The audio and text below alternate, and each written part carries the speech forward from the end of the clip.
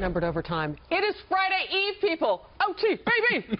Woo! First timer. Regan is on the couch. Yes.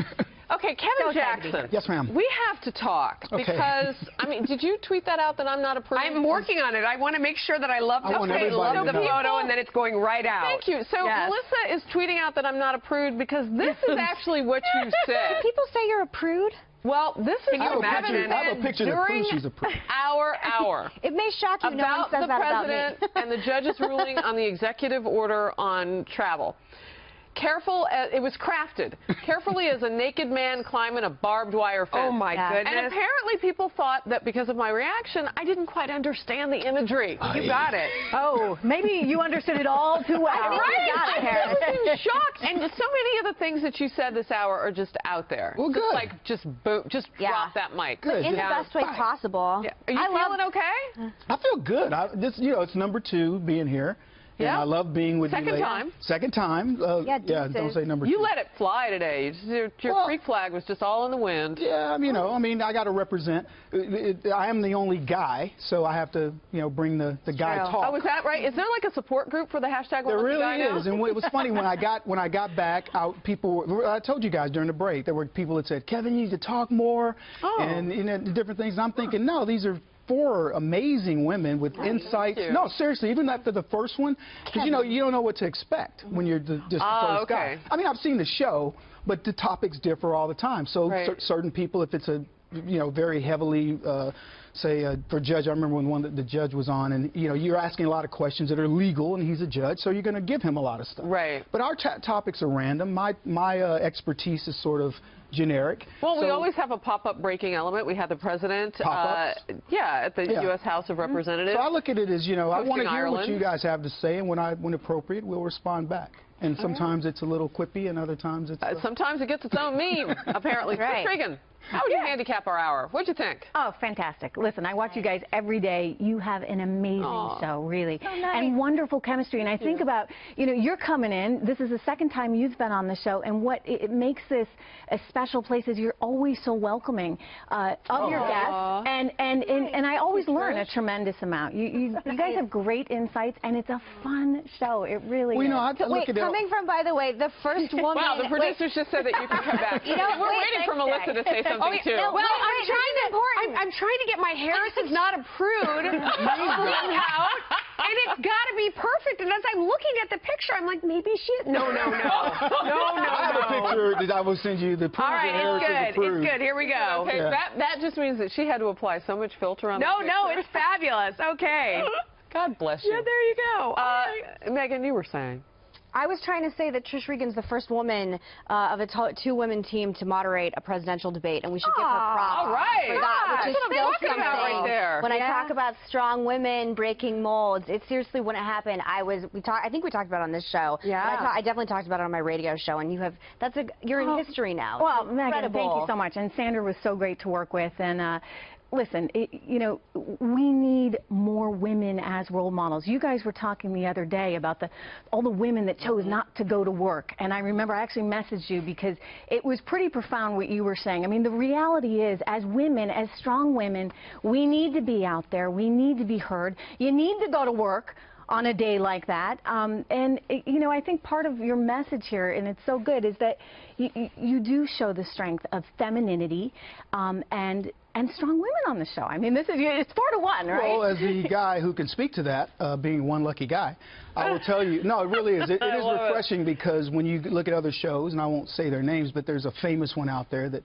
has 4 women and was moderated by Barbara Walters at one point. But that particular show, you go there and you see the level of vitriol and the fact that it's so... I mean, look, you could say this is one-sided toward conservatism, but I don't believe that. I believe it's one-sided towards the right ideas around these various concepts. And even if the guy, the one lucky guy, were to be somebody that's a liberal, I believe he would be just as welcomed in here. In the debate. We've had, we have liberal guys all the time. We were, Lanny Davis was on, and he was very liberal. That's when we were at the DNC when we were on the road at the convention. Juan Williams, I had said, and I tweeted back at this person that I wanted to start with this issue. Harris now is... You like my tweet yet, by the way? I didn't. I want to get to this important one, though, because Bill Kaczynski, I think is how you pronounce it, Captain Bill, Said Harris, I'm concerned with the budget cuts to the NIH. It's not an elective to support health research. He's talking about budget. And our conversation at one point said there are some electives out there. Trish, I think you brought it up. And I said, I'm going to grab this tweet for online because there are some budgeting issues. I mean, people are paying attention to this.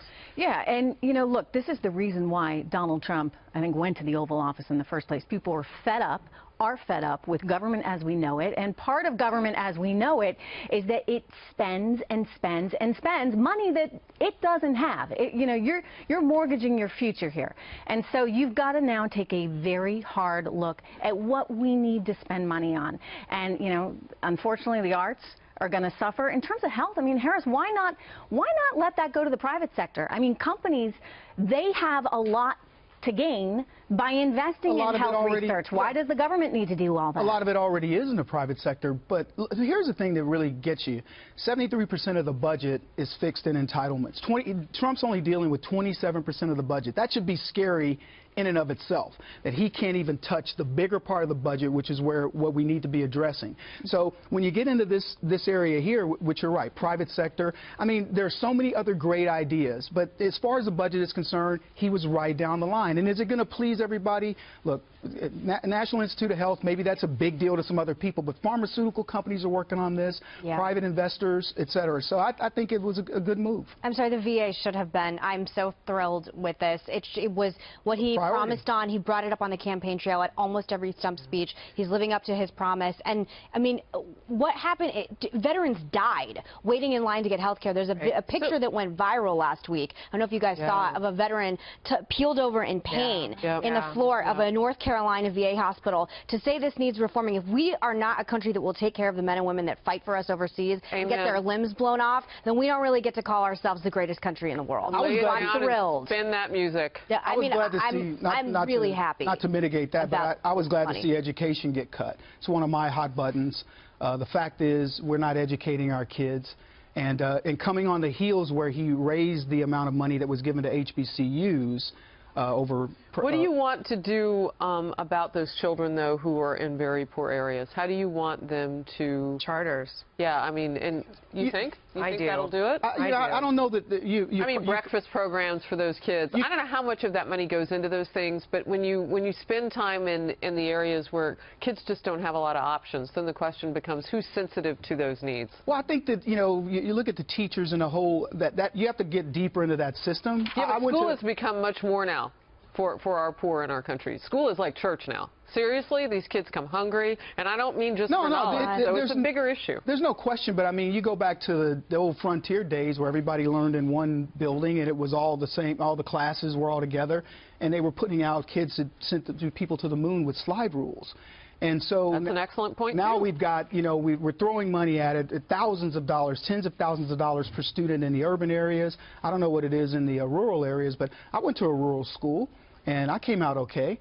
And I know a lot of other kids did. So it's not a one-size-fits-all solution, and that's why federal government needs to get out. Yeah. And maybe it is charters, but it certainly shouldn't be at the Fed level. It needs a closer examination, because you're right, but you ask yourself, where are those dollars going? I mean, when you go and you look at the school and it's falling down, the answer isn't more money. It's where is the money that's coming and where actually going? There needs to be some accountability. Also, Betsy DeVos probably would have taken over this and said we don't need as much money, because she is the queen of charter schools. It's why so many people in the teachers' unions are going absolutely You say past tense. You don't think she will?